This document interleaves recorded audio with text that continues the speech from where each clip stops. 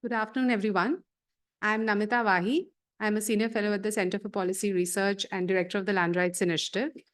And on behalf of the Land Rights Initiative and the Center, I'm very pleased to welcome all of you to the fourth talk in the Land Rights Initiative's Legal History Speaker Series. The Legal History Speaker Series is one of a series of events that we have launched or are going to launch in order to celebrate 10 years of work of the Land Rights Initiative. Our 10-year anniversary is coming up in November. And why we wanted to do a series on legal history as part of the celebration was because all of our work at the Land Rights Initiative, whether it is on property rights, land acquisition, land rights of scheduled tribes, or the Mapping Indian Land Laws project, as well as our work on health rights and water rights, uses a legal historical approach in order to address questions of policy in the present. And, speaking of the Mapping Indian Land Laws project, which is the first ever interactive exploratory database of land laws, of all land laws that have been passed by the center and 8 states that are currently on the website, we realized that there are at least, we have at least 500 land laws for all of these states and the center, of which 150 are colonial laws and 350 are post-colonial laws. And, just the volume of colonial laws that we have makes it very clear that the shadow of the colonial period looms very large on our present times, right? And yet, in 1950, when we adopted our constitution and we the people gave to ourselves this liberal democratic constitution with a social emphasis, we sought to break from a past of colonial domination and subordination. That was very much what the Constitution was all about. And for the leaders of the Indian independence struggle as well, in addition to our desire to control our own destiny, as opposed to being subjects of the British Crown, we went from being subjects to citizens on 26 January 1950, right? And in addition to the desire to control our own destiny and to break from a past of colonial domination and subordination, the freedom struggle and the entire debates in the Constituent Assembly over a period of two and a half years were driven also by a desire to achieve a new social and economic order, which was premised on rapid economic development and social redistribution.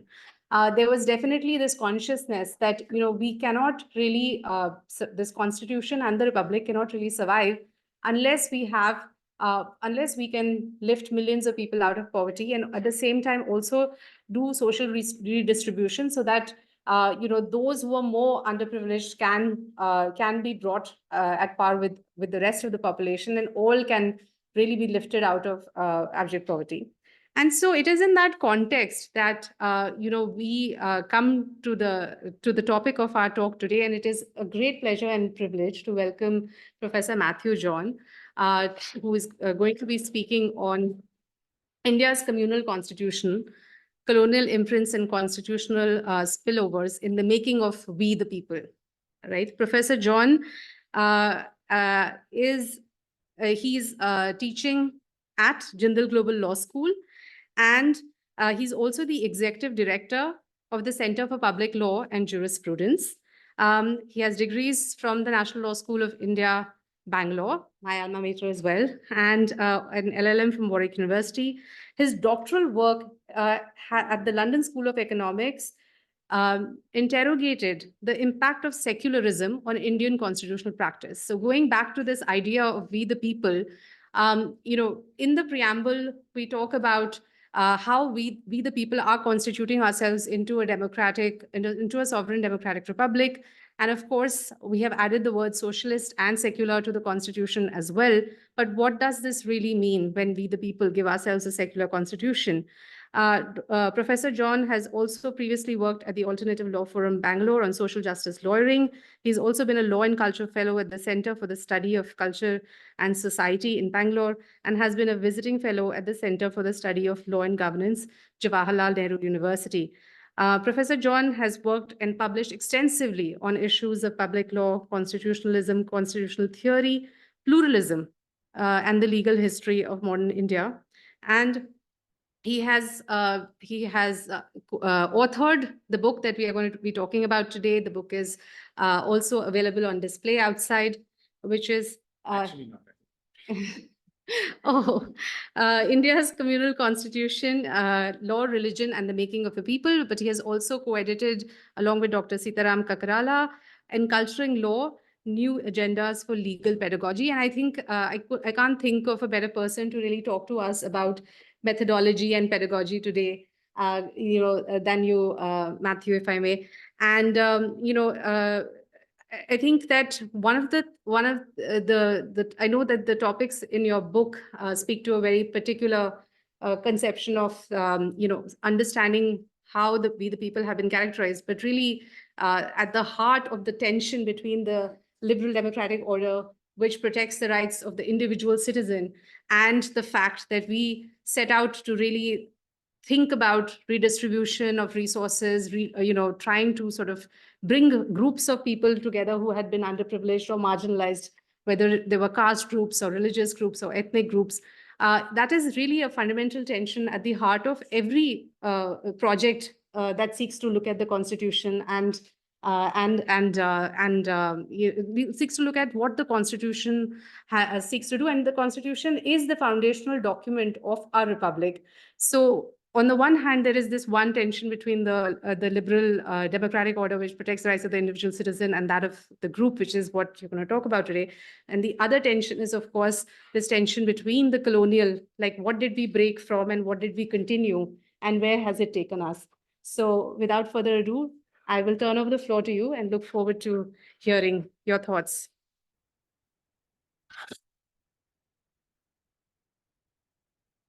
Right. Could I also have the keyboard that allows me to move the PPT, please? So I mean, I can have the keyboard so I can move the PPT. Right. So while the keyboard comes to me, thank you, Namita, for that very generous introduction. I'm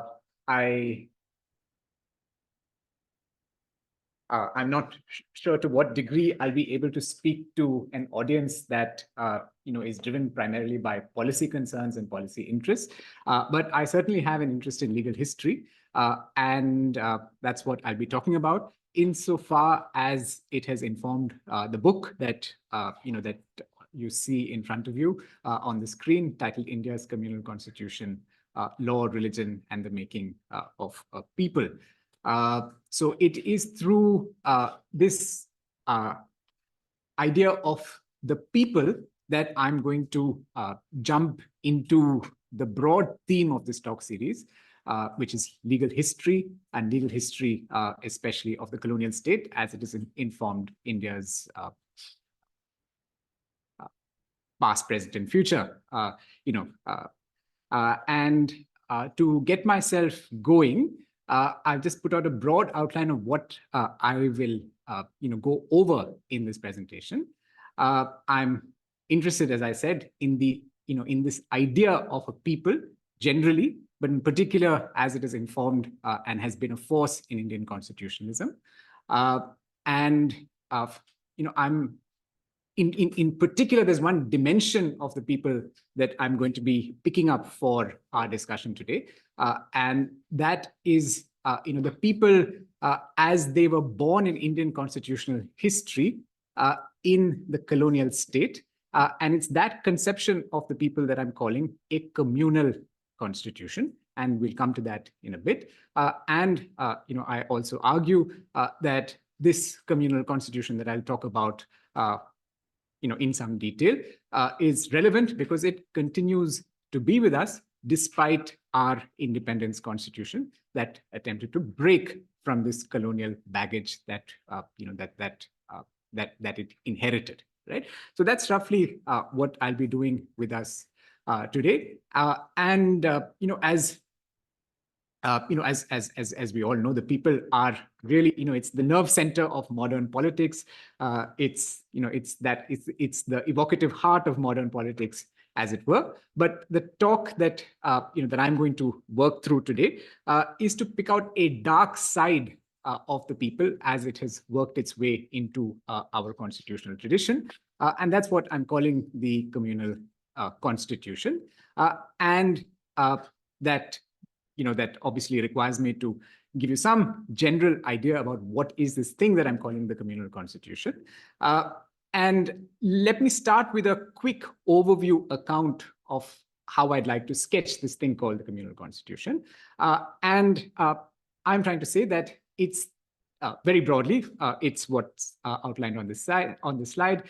It's the understanding of the colonial state of the Indian people as they made up the body politic that that they found themselves governing. Right, so this history starts somewhere around with Plassey and goes all the way down to 1947.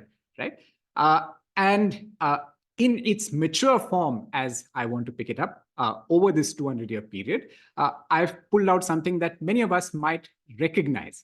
Right, this is a small little quote from Lord Lansdowne, introducing the Indian Councils Act of 1892, where he talks of the Indian people as congeries of widely separated classes, races, and communities with divergences of interests and hereditary sentiments, which for ages have precluded common sentiment or local unanimity. Right, so I'm guessing this is a very familiar way of thinking about the Indian people. I'll come to one more slide separated from this one by about 50 years, where we'll be able to pull together what is being said here. Right, so it's clear what Lord Lansdowne is saying, that there is a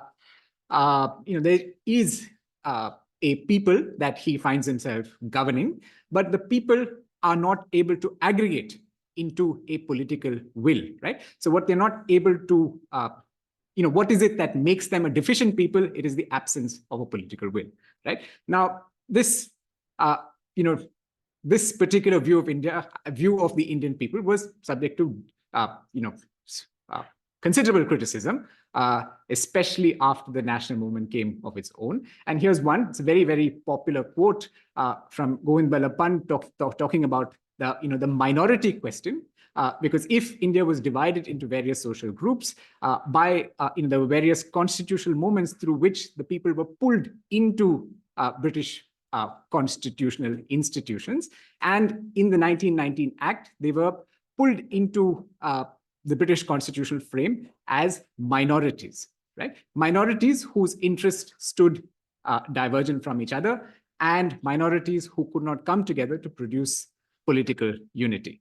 And Govind Ballabh Pant in the Constituent Assembly is criticizing that view of the people, and he's expressing his criticism in this form, right? That the people understood as such by the colonial state fosters division, it fosters division, engenders division, and it only serves imperial interest.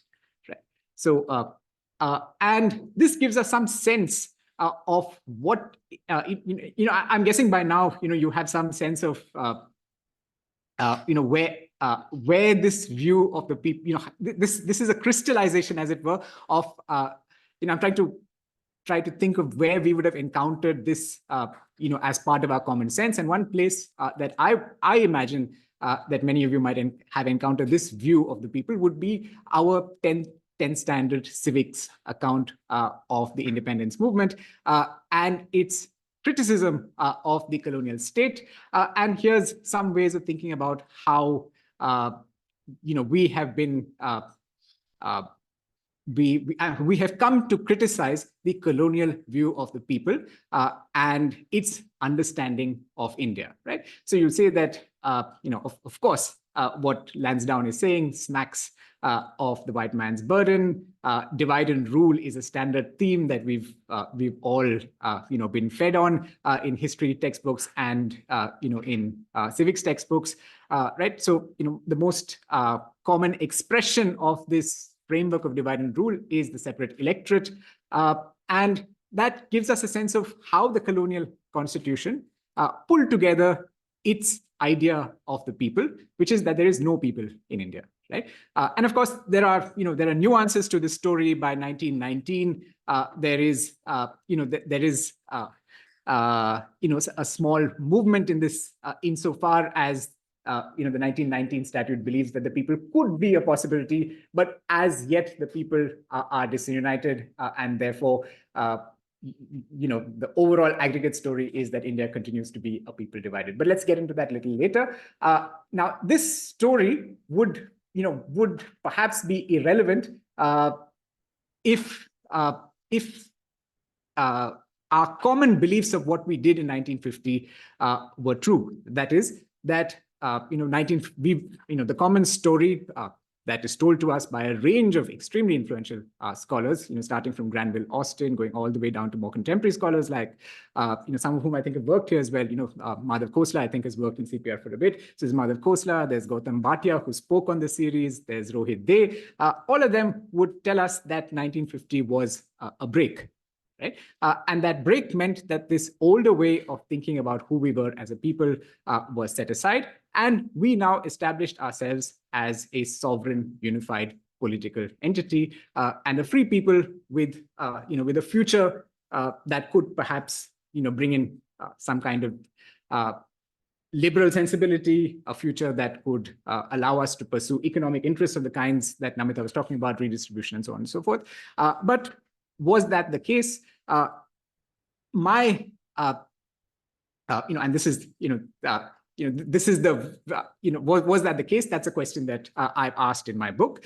Now, the alternative to the communal constitution, as it were, the most dominant alternative to the communal constitution, as it were, is this story, right? It's a, it's a hugely evocative story from France to the United States, to anywhere that modern politics, modern constitutional politics has flourished. It has produced for itself some account of the people along these lines, right? And there is the belief that 1950 was the moment where we swept aside the colonial past and brought in this account of who we were as a people, and we wouldn't have to bother about the communal constitution, I would argue, if this liberal project was as hegemonic as we would like it, as we would like to believe it is, right? So what I would like to put on the table is that there is also a dark side to the story of the people, and that dark side of through which the people can be characterized and narrated continues to be with us. It is cheek by jowl and juxtaposed with this, with this. It's the most sordid side of this romantic story that we have given to us ourselves in 1950, which is this: we, the people of India, have given ourselves this, this beautiful story to ourselves. And, there's no doubt that a considerable part of the story is true, right? The design and structure of the 1950 Independence Constitution does, to a great extent, align itself along this story, right? But my study of the working of our constitution suggests to me that there are older histories that continue to be with us. And if we value this new break that we have given to ourselves, then we have to pay attention to some of those downsides that and risks that this wonderful constitutional journey that we started in 1950 might be liable to, right? So that's where the communal constitution was born from as an idea for me, which I explored in this book. And I'm trying to argue that the communal constitution continues to live with us in the contemporary constitution. And why is it dangerous? Here are some suggestions on why it's dangerous. It has a particular vision of the people, right? So if this vision of the people, as embodying one, one ethno-national identity takes root in Indian constitutionalism, you have the problems that I've tried to identify in this slide, which is that there's a danger of cutting up our polity into friend and enemy, insider and outsider, us and them. And if we were actually to go down this route, and of course we see, we perhaps could see around us, tendencies towards this way of organizing ourselves as a political community. It would come at the cost of the 1950 Constitution. And therefore, it's extremely important to pay attention to this story of communal constitutionalism and its impact on contemporary constitutional practice, right? So to do so, what I've done in the book. So now this is getting into the detail of the book. Again, all that I can do is give you something of a rough outline of what the book tries to do.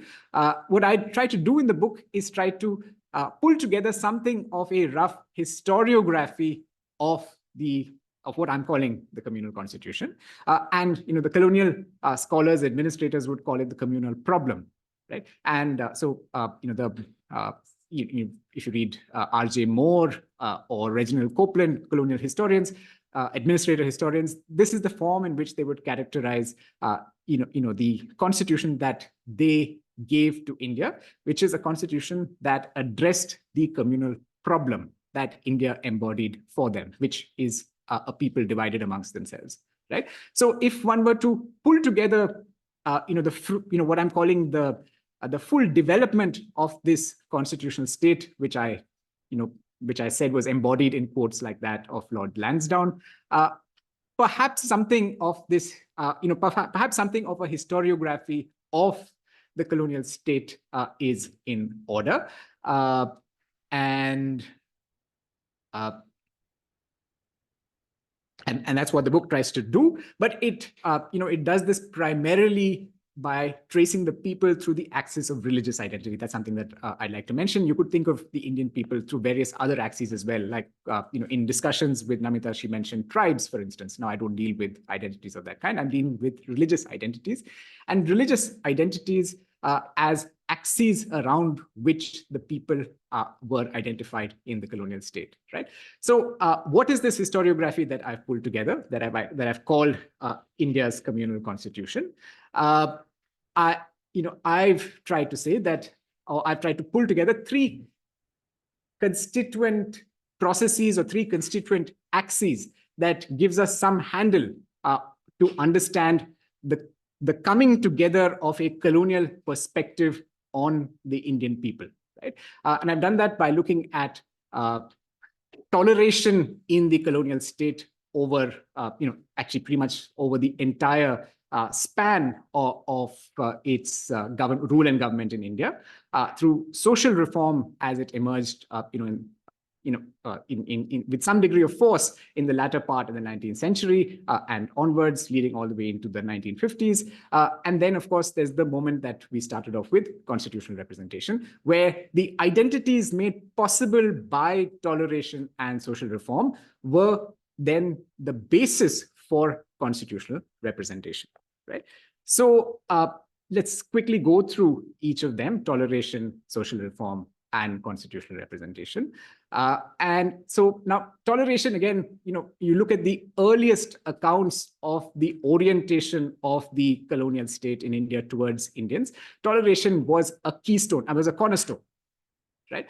They believed that the colonial state and colonial administrators across both the East India Company as well as the Raj believed that they ought to tolerate Indians and Indian religious practices. Right, so you see it, in the establishment of personal law systems. There's the belief that Warren Hastings, puts on the table that he finds himself in government of this vast land, and he sees peoples whose practices he doesn't fully recognize. He feels obliged to tolerate those practices, and therefore he seeks them out by pulling together what we today call Hindu law and Muslim law. Right, so that was what started off, at that point, toleration, and it remained a concern right through the history of the British colonial state. Right now, I'm trying to talk about toleration in a particular way. Right, there are various people who talk about toleration by saying that pragmatic interests, the need to preserve order, the need to classify, and a diverse country, all of which influenced toleration as a stance that the colonial state took towards Indians. Right? Now, I'm trying to point to a normative consistency in the form in which toleration took. Right? And that produces for us identities that we recognize today as Hindu and Muslim, which I'm arguing did not exist at that time. Right? Now, there is a Hindu tradition and a Muslim tradition, right? Which are, of course, different from each other. But there was no Hindu identity and Muslim identity of the sort that came into be after this moment, right? So that's why I think this moment of toleration is extremely significant. And what does it do, right? It's written out here. There is an attitude of toleration to practice. Practices are supposed to be founded in axioms or truths. And then the truths are then supposed to be the truths of a people. What kind of people? Like you take sati. Sati is a practice of a Hindu people, right? So and so on, right? So that's the form in which I'm arguing toleration took, right? There's an attempt to pull together practice through truths or axioms. Very often these truths and axioms are found in classic Sanskrit texts. And again, if you look through some of these Indological studies of this period, you'll find that there was the kind of consistency that the colonial state demanded from these texts were alien to the practitioners of this Dharmashastric tradition. So the Shastris couldn't quite understand the need for consistency that the colonial state was demanding of them, right? But nonetheless, that's what happened. The colonial state pulled together practices underpinned, as it were, by the Shastras, understood as dogmatic doctrinal truths. And these truths were supposedly the truths of an entire people, right? So therefore, you could then identify one Hindu identity that tied together people from Jammu and Kashmir to Kanyakumari or Bengal to Gujarat, right? So that's and that kind of consistency did not exist, is the claim that I'm making. It's a consistency brought together by the colonial state through this moment of toleration, right? So that's, and of course, this is not a successful project. Even today, you find difficulties. We just have to think about our own experiences, right? So, one way to personalize this would be, there's a very there's the song that the deity at Tirupati is woken up every morning, right? There's the Venkateshwara Suprabhata, right? It's a song that's deeply appealed to me right from the moment, of early childhood, right? To the extent that I can just quote it just like that, Kaushalya, Supraja, Rama Purva, Sandhya, Pravartate. I'm no Brahmin, I'm no Sanskritist, but it's something that that we all internalize. So these strong identities don't quite map onto experiences that all of us have, right? So that's the thought that I was trying to put on the table, right? And and I could go on for another couple of minutes with that,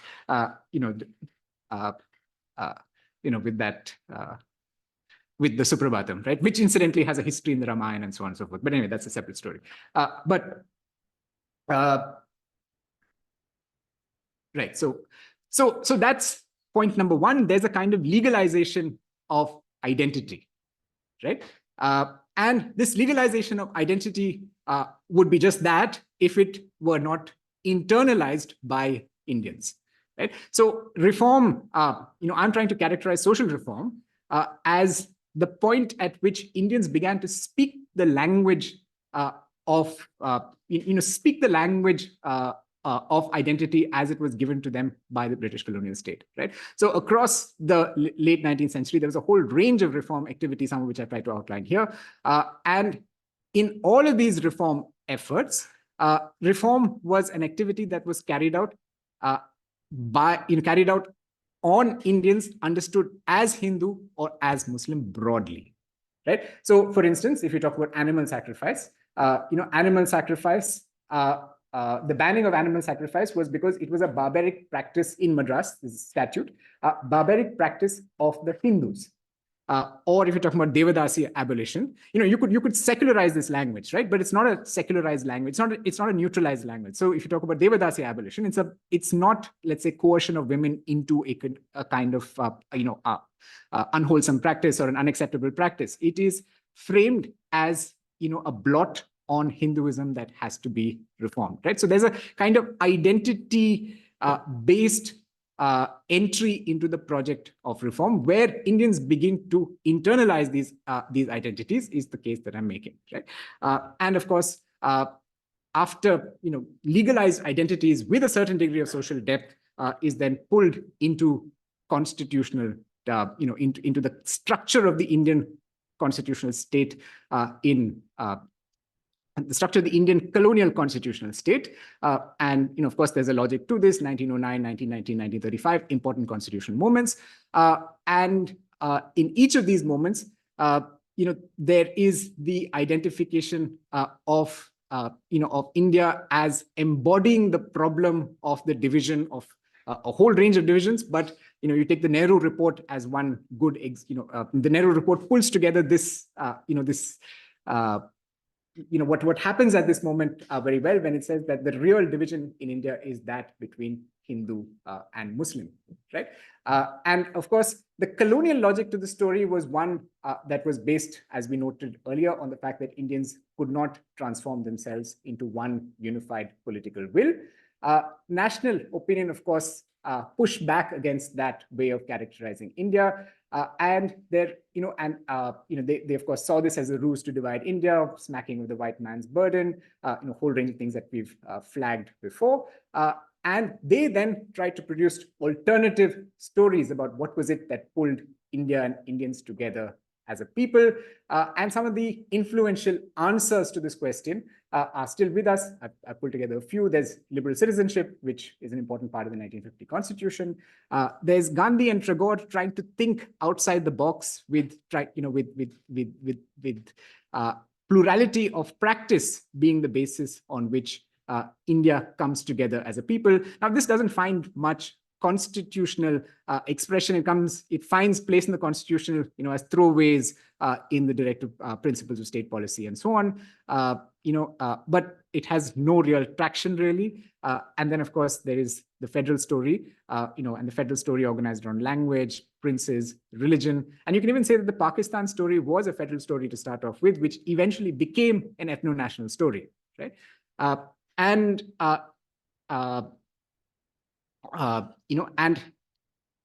the Indian Constitution of 1950, the Independence Constitution of 1950, of course, we pushed out separate electorates.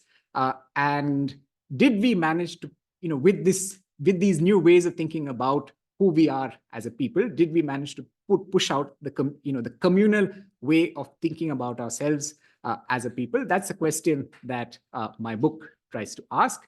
That's a question that I suppose we could ask to, the legacy of colonial history, as it were. And my answer is not quite so. There is the overhang of this communal constitutional imagination that continues to be with us. And that's what, through the axis of religion, I've tried to explore through debates, through legal constitutional debates in India on religious freedom, personal law, minority rights, and caste identity.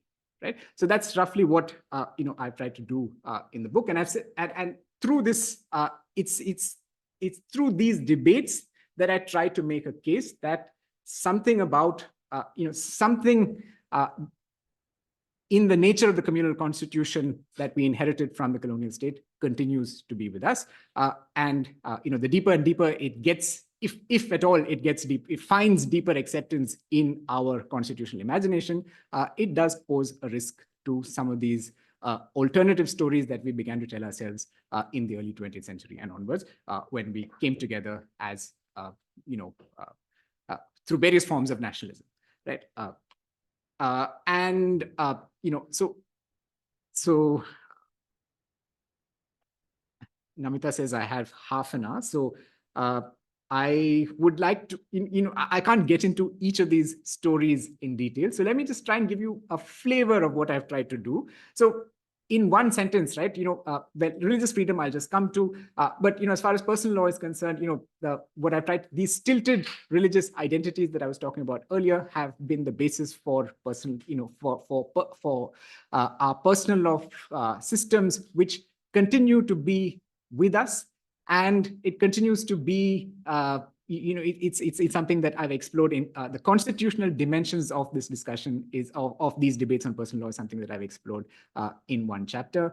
As far as minority rights is concerned, I'm not, minority rights is a deep policy question, but I'm not exploring the policy question as much as I am picking up these fringe cases on, for instance, there's a Ramakrishna Mission case where the Ramakrishnas try to present themselves as a minority and not part of the Hindu continuum, right? Now, what's interesting for me is that there is a way in which you can plausibly make that case, right? So you can, so the question is, what is it to be, the question they were trying to put on the table were they were one amongst a range of plural traditions that defined the Indian social continuum. That was their way of thinking about themselves as a minority. But the court is asking them, aren't you Hindus, right? Their answer is no, we are one small community along a social plural continuum, which the court could not buy. And the court decided, no, you can't make that claim. You are indeed Hindu, and Hindu understood as a group bound by certain doctrinal axiomatic truths, right? Of course, those truths, you can say you'll find it in the Gita, but the Gita, use Gita or the Veda, right? But these are not axiomatic truths that bind anyone, right? Now, these are these are reflections on the good life that, let's say a bhakta could take to, or large sections of the tradition could take to, right? But they're not truths as such. But nonetheless, they were treated as truths and made the basis of Hindu identity, in which the Ramakrishnas were supposedly understood to be part, right? So that's a flavor of the minority rights chapter. The caste identity chapter is, again, it's a very, very complex policy issue. We are talking about caste census and so on right now. But again, the question I'm asking there is, why are Christians and Muslims, especially Christian and Muslim Dalits, not recognized as scheduled castes, right? And my answer is that the constitutional conception of caste as a problem is tied to some idea of Hindu redemption, right? Hindu history and Hindu practices have been, degenerate insofar as they, insofar as that is this blot of caste discrimination, caste oppression, right? And therefore, it is, and therefore, to groups who say that they have adopted a new a new religious tradition, new in quotes, whatever that means, even if they sociologically face the same kind of discrimination as those who did not convert, they ought not to be, they ought not to be treated as scheduled castes, in the Indian constitutional framework, right? So that's how I've dealt with the caste identity problem. It's a quick overview. And with religious freedom, there's, what I've done here is I've picked on this very, here there's considerable discussion about this test called the Essential Practices Test in the public domain. It's a test that, that came together with Justice Gajendra Gadkar in the 1960s. And it's a test that, that ties religious freedom to a court's interrogation of the essential practices of the tradition that brings itself before the court. And the essential practices are understood,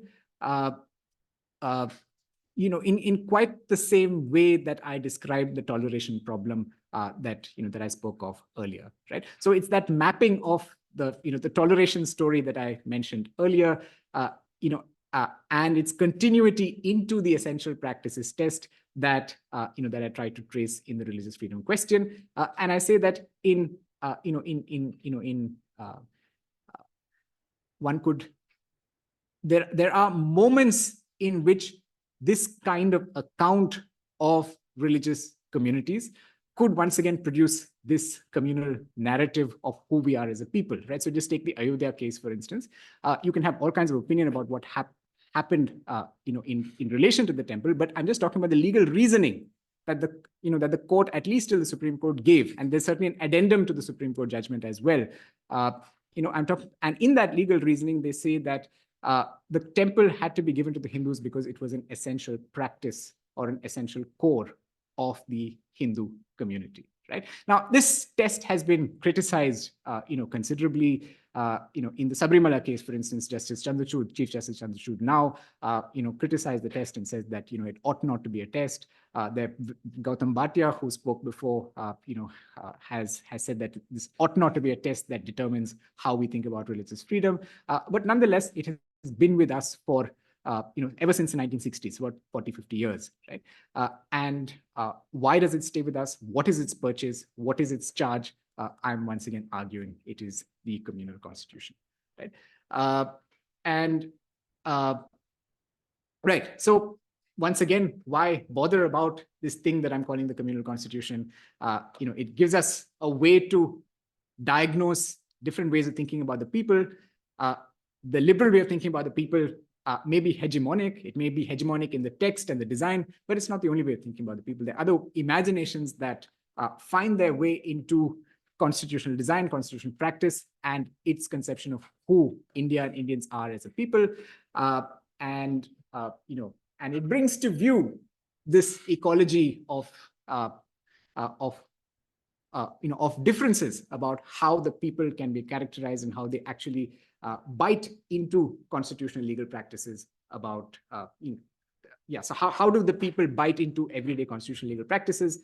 That's something that, opening out questions like this methodologically may perhaps make us a little more alive to, right? So that's roughly what I've tried to do in the book. And that's roughly how I think my story fits into your constitutional history story. So I suppose I'll leave it there. It's a history of the people in Indian constitutional law, constitutional practice. And I'm arguing it's a downside risk that we have to be extremely, extremely alert to. Thank you. Thank you.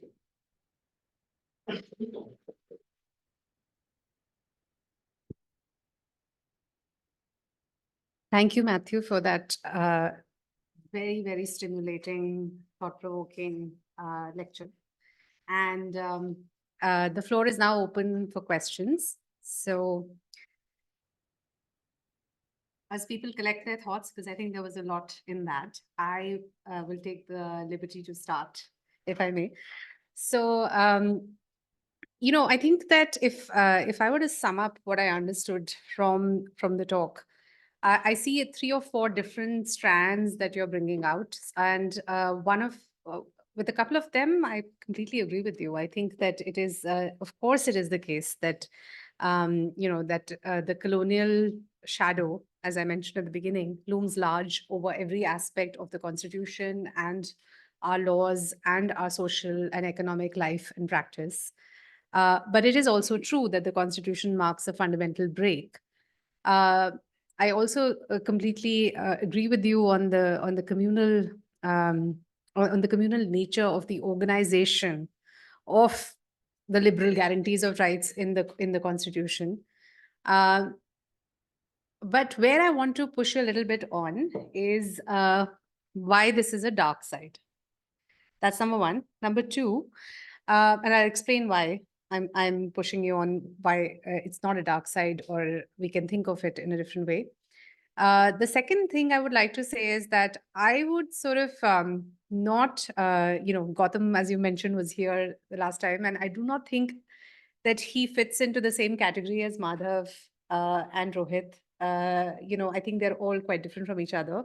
I think that the sort of more what you call romantic, what some others may call more favorable understanding of the Constitution as this transformative project is most closely related to Madhav's book. But Gautam was actually both, in his work, but also in his talk here, he was actually very critical, as you also mentioned, of his work on religious speech. But he was actually very critical of the fact, on the first point of the colonial imprint, he was very much talking about how the Supreme Court, it's really not a liberal free speech. He also gave examples from other countries that he has been working on where they have taken a much more progressive interpretation in recent times, but also like across the board. So I do not think they all fit into the same sort of lens. And I think, whenever I think about our work on the Constitution, I'm reminded of the parable of the 6 blind men and the elephant, that this is this huge, I don't know if you're familiar with the poem, but the 6 blind men go to the elephant and one touches the tail, and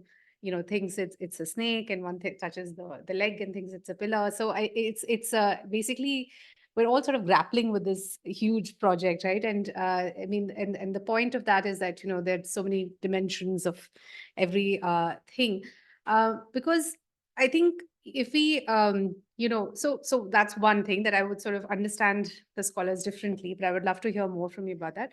But on the dark sides bit, so I mean, think of the challenge that is before the Constituent Assembly, right? I mean, we've had, I mean, the East India Company came to India in 1600. 1793 is when it sort of is the first time sovereignty is asserted. Sorry, 1765 is the first time that sovereignty is asserted after the battles of Plassey and Buxar. From 1765 to 1947 rather, when the British leave, it's like 200 years where these practices that you have, and it's been really insightful how you've sort of classified them into these various forms. I think I have some thoughts on toleration, but I'll get into that later. But this is how they ruled India. And of course, they followed similar practices in other colonies, right? So here you have, with the weight of 200 years of history, you are in a moment in time. This constitution did not come about through a revolution like in the French context. We have an entire ethno-nationalist imagination of the people represented by a different strand, which is definitely competing at this time. There's a partition going on. There's the country is in a very sort of dire state when this constitution is being drafted, right? And then you have the communists, on the other hand, who are basically saying, I mean, I was wondering if you had read Sandipto's recent book, which is like very critical. And I was thinking of the spectrum, maybe Madhav to Sandipto, and, you sort of bringing out some darker aspects. But, in that moment, in that project, how is it possible to sort of negate 200 years of history? And of course, we need to understand it. But I'm sort of comparing this with other constitutional contexts, right? Where the entire concept of the nation state in Europe really was about, you create a nation state based on an identity of a people, which is at the end of the day majoritarian identity, and then you have the problem of minorities. You have that in every single country, right? And that was the issue that India was confronted with in 1950 as well. And I think they attempted a solution for whatever it's worth. It has worked for 75 years, and it's interesting, right, that we had recently had elections, and one of the key questions in that election was whether whether the constitution was an election issue even 75 years later. So I'm just wondering if this side, which I completely agree with you, is there. I just wonder if it is of course, this is something we need to be concerned about. It is something, as you mentioned, was what happened in Pakistan with the whole transition from a federal to an ethno-nationalist project. But I'm wondering if we could have done it any differently. And then I also want to refer to some critiques that have been made of, for example, the abolition of separate electorates. I completely understand why that happened, but there's research to show that actually Muslims have been disadvantaged by that process. Because the ability for a minority group to then be represented in elections is very difficult. And even in, for example, in reserved seats for Dalits and so on, there's research by Francesca Jensenius and others who show that basically, because it is a first past the post system, if you want to get the support of, not the majority, but at least a plurality of the votes, you actually end up needing support of not just the Dalits and so on. So you actually need support of other groups, which means that the policies that you are then representing are not necessarily favorable to Dalits. So there are questions of representation that sort of come into the story as well. And so I would, I'll hand this over to you, and I would love to hear your reflections on this.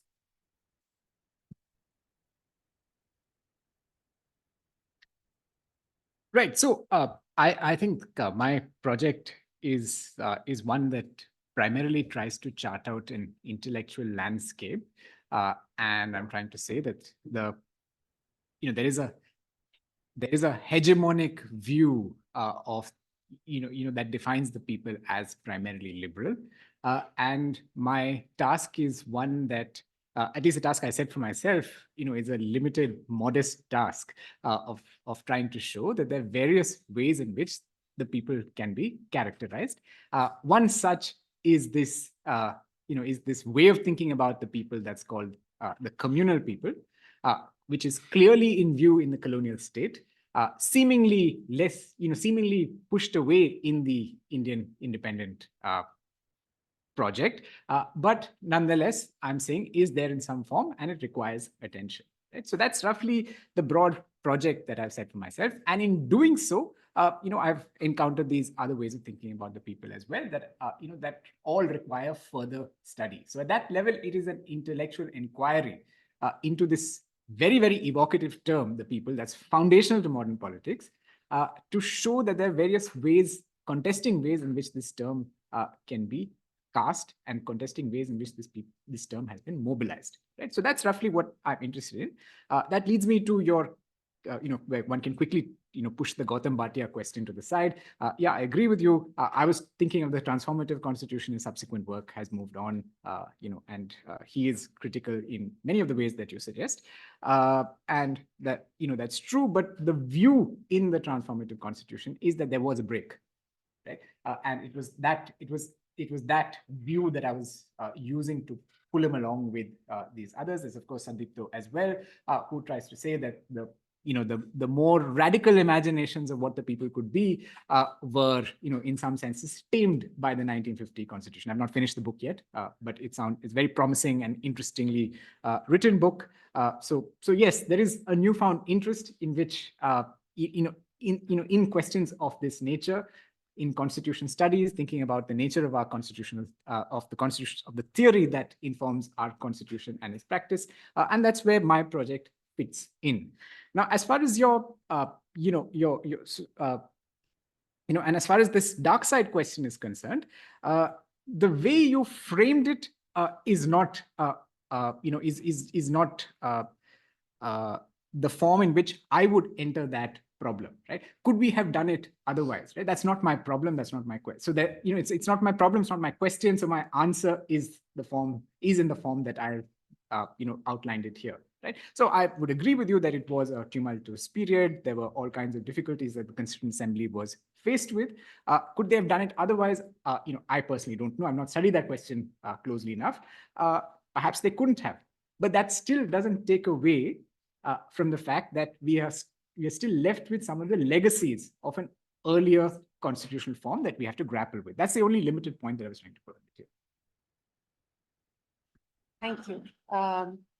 So we have some questions from Zoom, but do we have any? Oh, yes. Can you need a mic?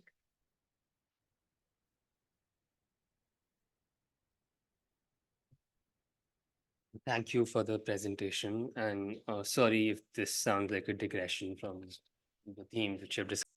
Yes. Yeah. Yeah. I wanted to ask, how can we reconcile the notion of a communal constitution with Dr. Ambedkar's last speech in the Constituent Assembly, where he argues that social and economic objectives of India must be pursued through constitutional means rather than popular mobilization. And I quote him, "If we wish to maintain democracy not merely in form, it means we must abandon the bloody methods of revolution." So broadly, what I'm trying to ask, does Ambedkar's emphasis on constitutionalism imply that social reform need not rely on methods like civil disobedience and mass mobilization? And can we really separate the communal in the constitution and particularly social reform from the foundational ideas of civil disobedience? Thank you.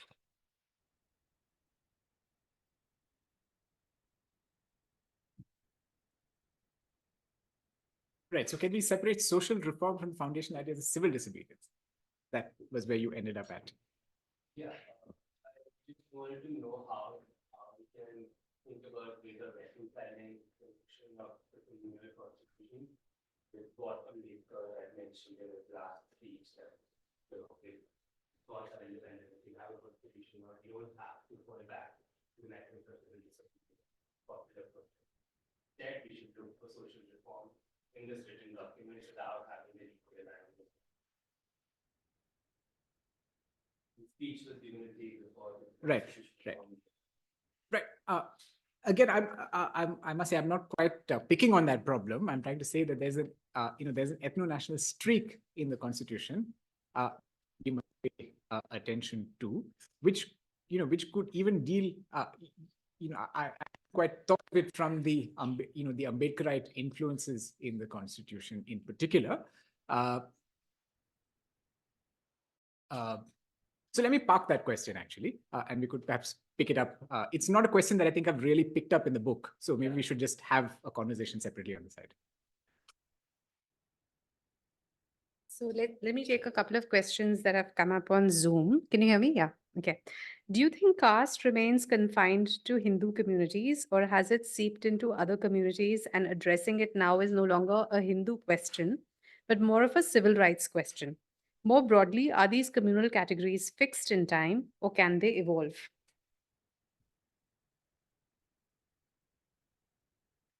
I mean, the way I've understood, at least, drawing in the work of people like Mark Galanter and others, is that caste was never compartmentalized to just the groups you call Hindu, right? Caste, caste and the discrimination that is implied by caste applied as much to the, to Christians, to to Muslims, and to various other communities, and it's not just a Hindu problem. Right? And so that's roughly what I was trying to point out when I was trying to say that the chapter that deals with caste points out to the fact that there is a communal imagination that reduces caste to only the problem faced by one community. And the constitutional project is also organized around the redemption of caste injustice insofar as it is primarily a Hindu problem. Right? Now, over the years, the Sikh communities were eventually included in the SE groups. Eventually, by about the 90s, Buddhist groups were also, Neo-Buddhists were also included as scheduled caste communities. But Muslims and Christians continue to be excluded from that group. Right? The logic seems to be, inside India, outside India, inside the fold and outside the fold. Something along those lines is the logic, and the logic is not just social discrimination, pure and simple, understood as untouchability, which was the logic that identified scheduled caste groups. Right? So, so to me, there's no, it's not that caste is now a problem that Christian groups also face; they always faced. Right? But our constitutional imagination does not allow us to extend the advantage. Does not allow us to extend affirmative action that the Constitution provides to Muslim and Christian groups that could be identified as scheduled castes. So the next question is, your story is largely the interaction between the communal and contemporary constitution. And the questioner wants you to enlighten on the solution part, because we can't afford the contemporary constitution to get demolished. Well, I have no solution except study the Constitution more carefully, and we're all we're all a group of people assembled here that have interests in preserving, in entrenching, in pulling ourselves together as a practicing constitutional community, which values the practice that we have pulled together over the last 50, 60 years. We must deepen that commitment, and that's the and studying the processes of Indian constitutionalism more closely is my solution. So basically, come to the legal history speaker series and contribute and develop this discourse on the Constitution. Can the communal nature of the Constitution be also reflected in the essential religious practices test, and how? I think you already spoke to that, but if you wanted to add something, otherwise we can move on. Okay, so the next question is the attention you draw to the constitutional implications of the bifurcation of our polity into two main segments of Hindus as the large majority and Muslims as the largest minority is important. The mapping of the people as a Hindu-Muslim problem is the very organizing structure of the Nehru Report of 1928. The question is it important to ask how one may thematize the why and how of the nationalist leadership was so glad to absorb the idea of the communal problem as the structuring principle of the colonial polity. And here, the questioner picks on the motive of the separate electorates, which prominently punctuated your account of the enduring and dark legacy of the communal constitution, and which my comments also highlighted. Do you want to respond to that? Sorry, it came out too quickly. Yeah, is there a comment or a question? I think it's more of a comment, but I think that the person is asking how we can thematize the why and how of the nationalist leadership, which perhaps that's a rendering of your account, was glad to absorb the idea of the communal problem as the structuring principle of the colonial polity. It's more of a comment, I think. So if you want to respond. Right.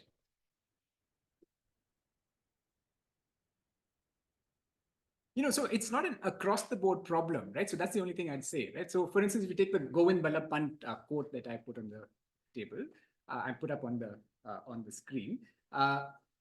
So sorry, the question continues actually, which I've just got the question now. Would you agree that the adoption of the communal figuring of the polity as divided between Hindu majority and the most prominent other the Muslims as most prominent minority actually allowed the nationalist leadership to delegitimize the idea of separate electorates, as indeed the Nehru report was principally engaged on, which was so important to establishing a dominant position at that key juncture? I think that sort of helps elucidate the question a bit more.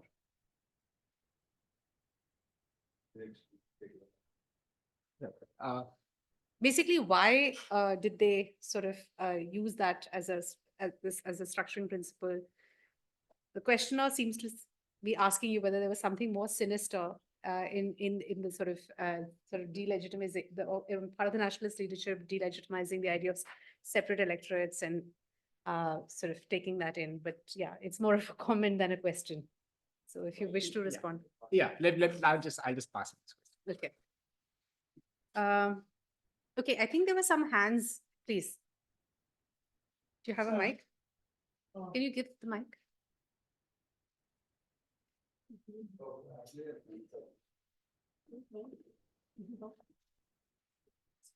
Yeah. Okay, thank you very much.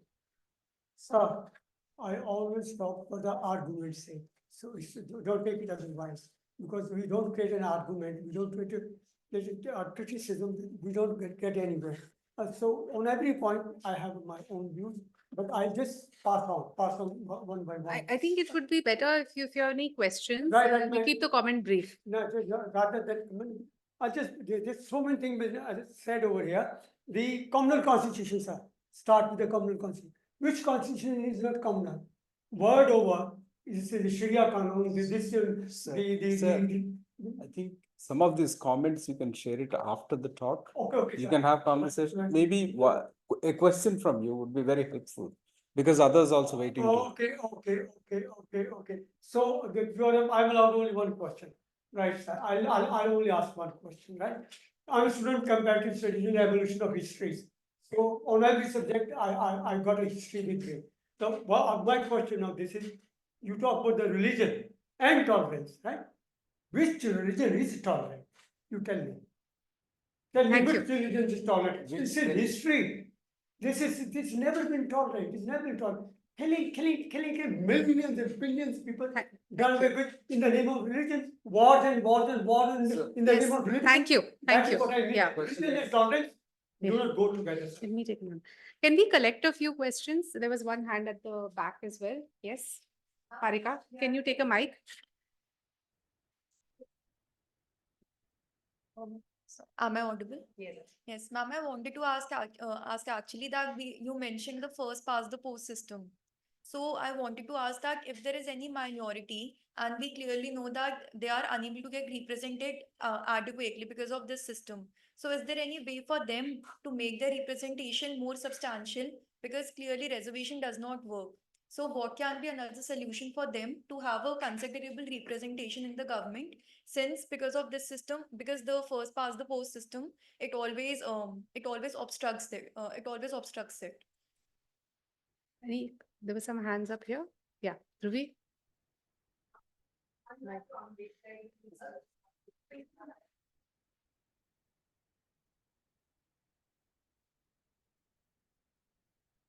So, sir, coming back to Ambedkarite influences in the Constitution and more broadly his work on how Hindu law has been shaped, do you see a difference in what the current modern day understanding of Hindu practices has become through that influence? I would really like your reflection on that.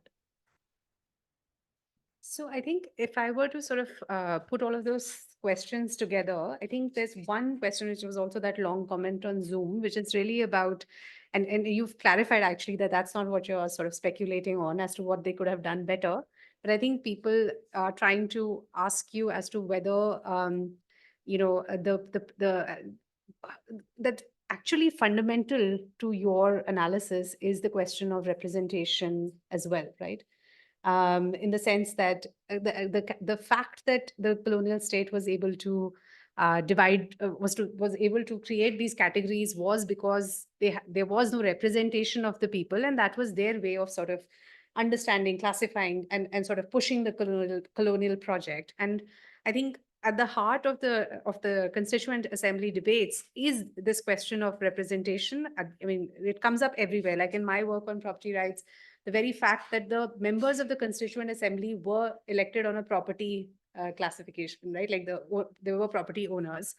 And so not everybody was fully represented, and yet they are speaking in the name of we the people. So I think even if we don't speculate on what they could have done differently, it would be really enormously helpful if we, given your deep research into this, if you could enlighten us as to the real tensions that resulted in this dark side coming out, because I think that relates to Parika's question about representation, and and it also relates to the point about the point that Dhruvi is making, and I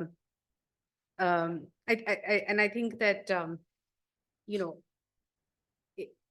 it's sort of like, I mean, it's sort of central to the conception of the Constitution as part of this liberal imagination, right? Like that we are now, and I think therein lies the break, because we had no right or we had no say into this, but we have now the power to sort of shape how this plays out.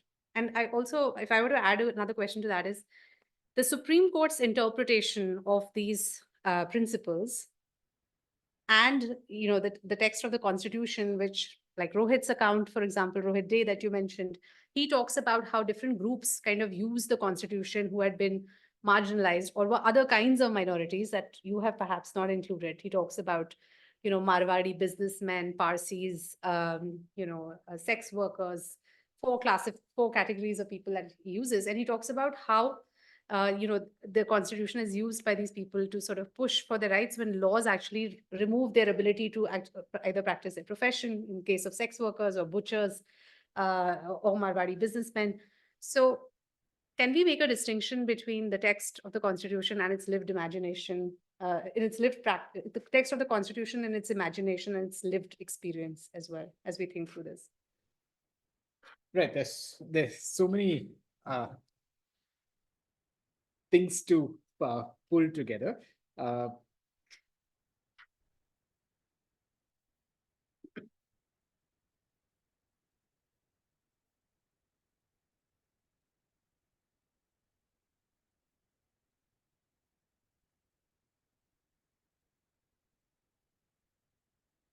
But I suppose the easiest thing to deal with is, the Parika question, which one can deal with, from, and the question was asked to Namita, but one can deal with that kind of a question rather easily because, you solve it through policy imagination itself, right?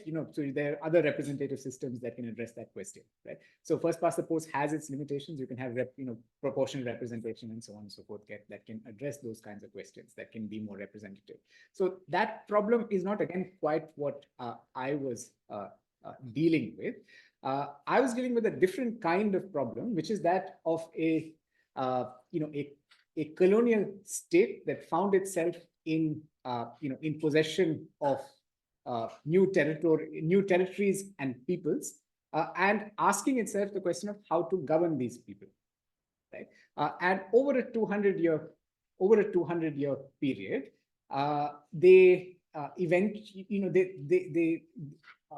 they've had various dispositions. But there's one position that comes, that comes to take shape, which I'm calling the communal constitution.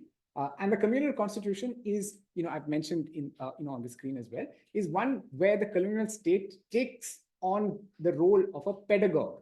Right? You see it very, very early in colonial history as well. So Macaulay, for instance, says that, we have found a people so low, so fallen.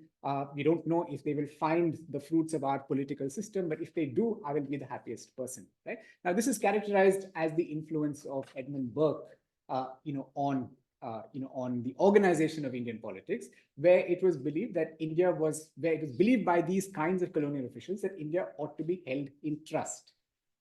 Right? These are a people that are fundamentally, that are lower down on the civilizational scale. They're not able to come together as a political entity like we, the colonizers, can. So what do we do with these people who we now find, as our subjects? We have to mentor them, right? That is basically what happened in the first half of the 20th century. Right? And in that mentoring, there's gradually greater and greater representation granted to Indians. Right? It happens in fledgling ways after the revolt, but by the time we reach 1909 and onwards, there are electorates and there are small numbers of Indians, propertied Indians, but more and more Indians now finding their way into colonial representative institutions. Right? And these representative institutions have some conception of what the India, what British India was and who they were as a people within British India. Right? And that, if one takes the view of the state itself, this is the communal constitution. They are divided peoples who have to be accommodated. Right? Eventually, with the coming arrival of Gandhi and so on, these people begin to frame their response to this characterization of who they were by the state. Right? And there are various answers that are put on the table. And eventually, we come to we arrive at something resembling the liberal answer, which we gave to ourselves in the 1950 Constitution when we became a sovereign people. Right? So that's the story that that I'm narrating, and in that story, how does one account for Ambedkar and his imprint on on Hindu practice? I suppose Ambedkar was also one of the antagonists of this ethno-nationalist form of thinking about who the people were, especially the Hindu people. Right? This is that and it's not just the Hindu part. He was talking about a fundamental blemish, as it were, in the way in which Indian society was organized, and his lifelong attempt was to try and work against it in whatever way he could possibly do. Right? And I suppose I would have to leave it at that, because that's the again, it's not something that the story that I've tried to narrate picks up in any direct way. Right? I've looked at the question of caste.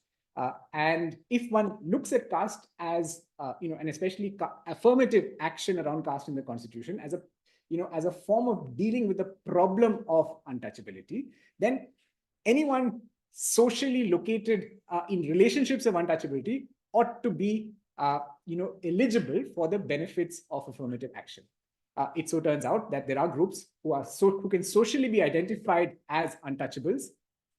Socially, empirically can be identified as untouchables, but purely because of their religious persuasions as Christians or Muslims or whatever, have not been given caste identification. Right? These groups also were both Neo-Buddhists and Sikhs, but over time, those groups have been pulled into the definition of scheduled caste. So I suppose that's the point at which my story intersects with the Ambedkarite narrative, right? Or with the story of caste. And I don't, and that obviously, the groups today identified, the Hindu groups today identified as caste, will also have entrenched interests in, in not allowing others to also be included in this group, right? So it's a complex problem, right? But if untouchability is the criteria that you identify caste groups with, then there's no reason why you should, leave out or exclude these other groups. And I'm trying to say that there is a constitutional imagination of the people that excludes these groups. That's the case that I'm trying to put on the table. Yes. Hi. So for the longest time, we've had this understanding that social reform should be initiated by someone that belongs to a particular religious community, right? We've had this conception from the time of Raja Ram Mohan Roy. A Hindu should be reforming Hindu initiate social reform amongst Hindus and so on and so forth. But that has obviously changed in the past 7-8 years, right? Starting with, the hijab case and the ongoing Aligarh Muslim University case. If and when this political movement passes, we understand the political impulses behind these cases, but if and when this passes, how do you think that will change the constitutional imagination of we the people? And is there a constitutional way of understanding this history? Is there something in our constitutional history that through which we can understand how such social reform is undertaken or how the court approaches it? Which social reform? The hijab-like reform? No, the religious social reform and it being associated with religion necessarily. You mentioned about, like how even when the British introduced the Devdasi Abolition Act, they didn't call it, an act to stop women's trafficking in general. And that is how we also conceptualize it now, right? And we also look at it through extremely religious ways. So all these debates that are going on right now, do you think if and when we go back to the drawing board at some point, it will change the way we think about we the people? Or do you think it's too ingrained in our imaginations? But again, the counterfactual is a very, very difficult question to answer. So I suppose my answer would be it's anyone's guess. But there is a way in which these problems have been configured, which I'm asking us to pay more attention to. So that's roughly the effort, not so much the resolution of it. And it's not just Devdasi. And again, you mentioned the animal sacrifice case. It's not the colonial state, but the Madras legislature inside the structure of the colonial state. So they were Indians actually enacting this process, enacting these laws in the Madras legislature under colonial government.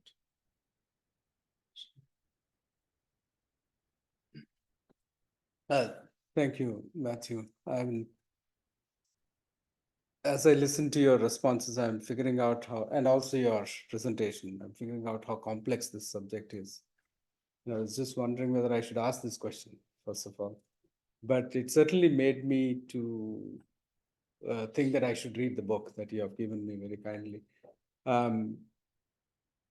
When you began with your talk, it sounded like it is a communal constitution. And it sounded like no-brainer because it is a communal society and it responded to, the constitution responded to it, and it is a communal constitution. And then as we go, you showed that there is a colonial construct that got into this constitution making. And it sounded like more like colonial constitution. And I'm trying to figure out where is the book's project. Is it about the distilling of post-colonial condition? Just to think about and share your thoughts about it. Because for instance, the question about the erasure of Dalits that belong to other religious groups, how was it not part of the colonial state's response to the communal society? And the transition from that, or no transition from that, does it reflect certain kind of post-colonial condition? Right. At one level, perhaps the project is too broad brush, and in some senses, it is a project about the colonial constitution, which also happens to be a communal constitution. I picked up the problem personally, if I were to do a biographical account of where I picked up the problem, where I was unable to, it was this sort of disjuncture between experience and category. Right? So I find these categories like Hindu and Muslim just baffling. Right? I don't understand these categories. Right? The first, again, it's a personal account. Personal account, for instance. But why? Yeah. So. The why is because that's what I was trying to suggest to you just by giving you that throwaway account of the Venkateshwara Suprabhatam. But you could also, for instance, like the first book that I was given, the first organized book that I was given as a child was the Mahabharata, right? And this is supposedly, this is supposedly a classic Hindu text, right? The characters of the Mahabharata are characters to whom I'm passionately attached to. The same would apply to the epics like, the Ramayana and so on and so forth. You could, the attachment sometimes that could reach the level of that of the person, of that, which one could even say is the attachment that a bhakta would have for, for a deity, right? But who is the person who is having these attachments? It's a person who is branded as Christian, right? So I feel like that these categories in South Asia are totally baffling to me, right? These are categories. It's not to say that the tradition does not exist. The tradition is there, right? But the tradition does not, the tradition does not reduce anyone to an identity, right? So that's where the project, the biography, if I were to biographically map the project, that's where it comes from, right? And I think that law plays a role in reducing the tradition to an identity, right? And I was trying to say that if one is to map law's role in pulling the tradition down to an identity, how does one do it? And that is what got me going, right? And so this is a very broad brush account of how to think about that problem, right? It has its limitations as a result, which is that, when you take a 200-year period and speak about various events along a 200-year period, you're necessarily not as, deeply aware of many of the finer nuances of the stories that you pick on to narrate, right? So I can't say that I'm an expert on caste and personal law and religion and so on and so forth, but the little dimensions of these debates that I pick on, I have some control over, and I've presented it against this broader concern of mine, right? That there is a colonial account of who we, ought to be as a people. And it's against that background that our project to define ourselves as a people took shape. And, so the effort is at that level just purely, an intellectual one, right? And it's not to a policy audience. It may be I mentioned the apprehension right at the beginning of my talk that, I'm not quite sure how it will address any real policy problem, but thinking along these lines could perhaps lead to. That is the foundation of any policy conversation. Yeah. We can engage in policy conversations. Without that intellectual engagement, I can't think of engaging in policy.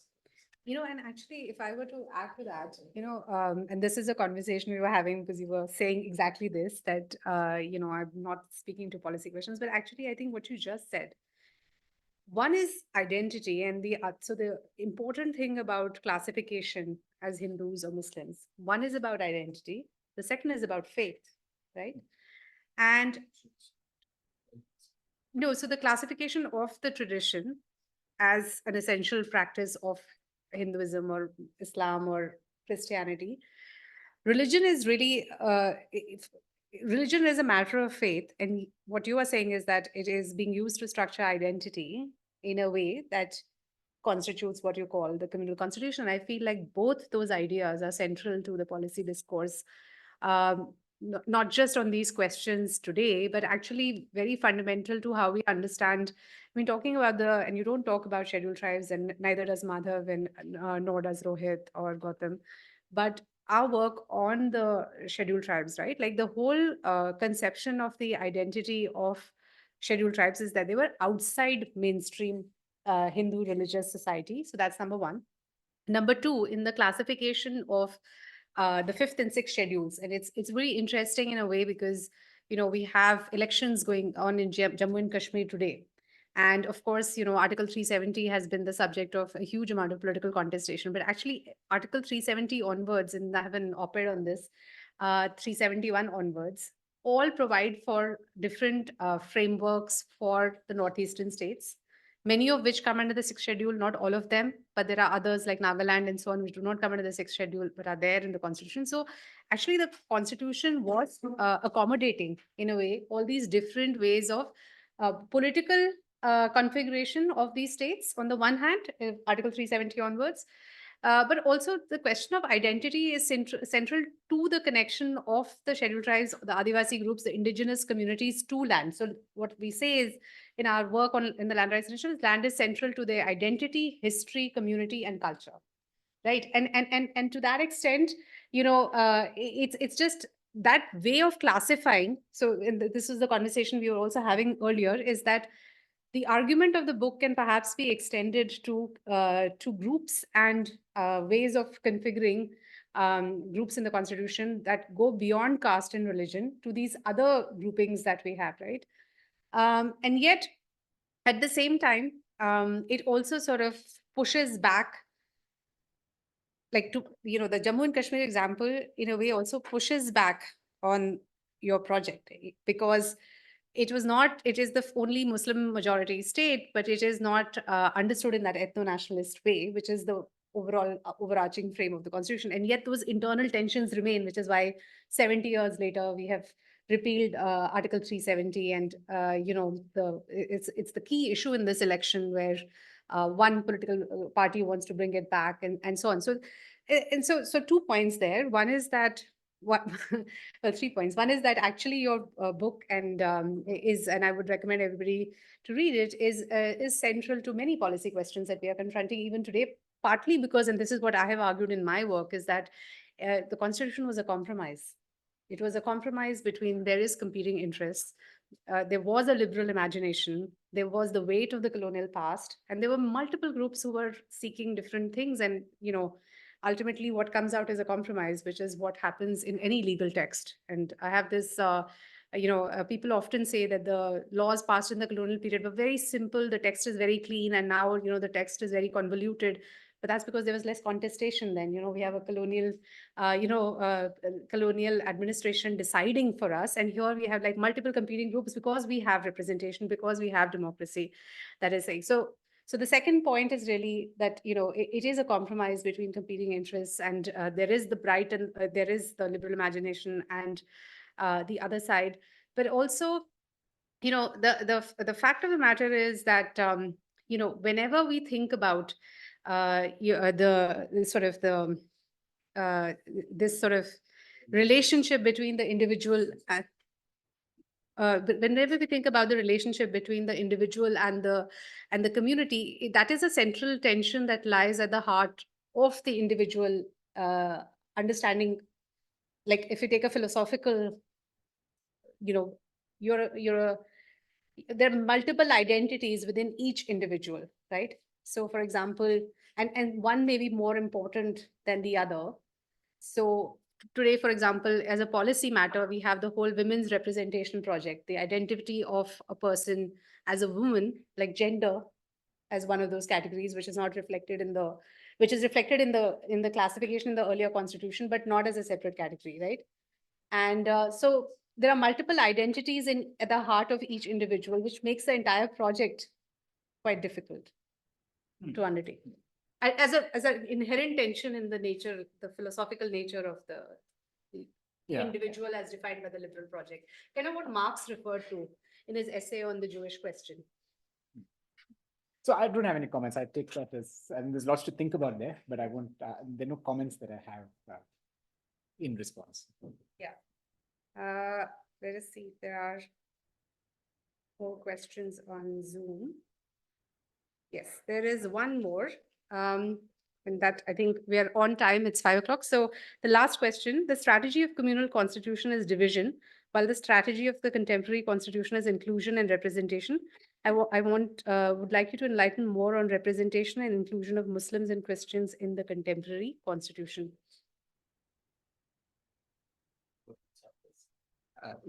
It would be more work that I'd have to do to provide answers to that. I've spoken about the division part and how the division part continues to be with us and how it can be inspiration for working with these challenges that the questioner has just put forward. Thank you, Matthew. On that note, I think you have provided us a lot of food for thought and inspiration as a policy institution to think about these questions in our imagination. So I'm sure we are all we all leave I'm sure everyone is going to grab a copy of your book and look forward to further conversations and discussions on these issues. Thank you very much for taking the time to be with us. Thank you, Namita. Thank you to all of you.